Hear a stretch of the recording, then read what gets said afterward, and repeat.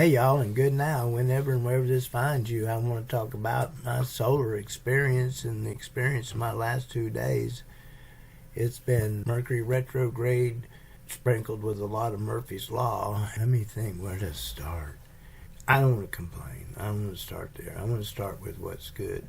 I did. Today I figured out that in the 5 months I've been waiting for my solar, that it's cost me $120 more to pay SDG&E for gas and electric than it would have cost me to pay for my system. So I've quit burning gas. I want to get a tankless electric water heater, but I've got to figure out how to swing that. And I know I don't have long on this planet, but I've decided that what time I have left, what good is my money if I can't spend it, and then I leave it after I die. And I was going to leave it to my son, but I think my son's doing better than I am. So I'm trying to make a commitment in my heart to get off of gas and get full electric, no matter what it costs me,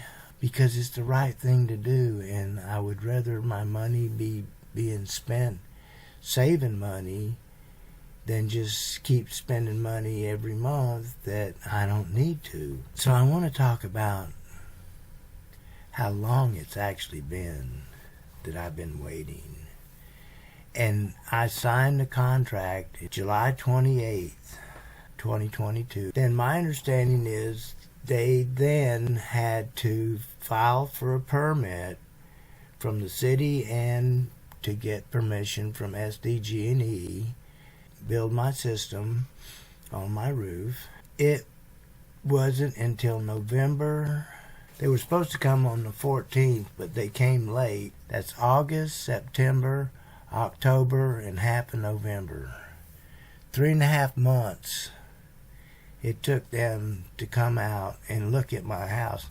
Then it was another 3 weeks before they actually okayed the plan. Then they had to get a date for SDG&E to come out and change my breaker box from early December until the middle of January. They put that off to come out and see to it that I get a new panel box. And at that point, it was only 4 days until they lined up the installer.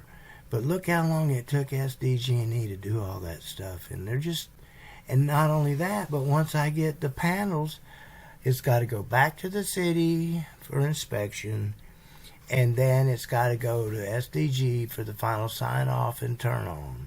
You tell me what's fair and what's right, and these people are trying to hold on to their business model. Today, solar and wind are the cheapest sources of energy, period.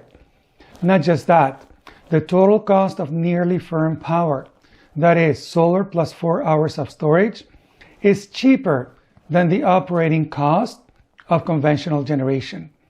Even if the conventional power plant itself were free, the fuel, operating, and maintenance costs are higher than the total costs of solar, wind, and battery. I'm going to do everything I can to disrupt this system because it's not fair, it's not right, it's for winners and losers, and I want a world where we all win. So I hope this made sense to you, and I hope you enjoyed it, and I'll see you down the road.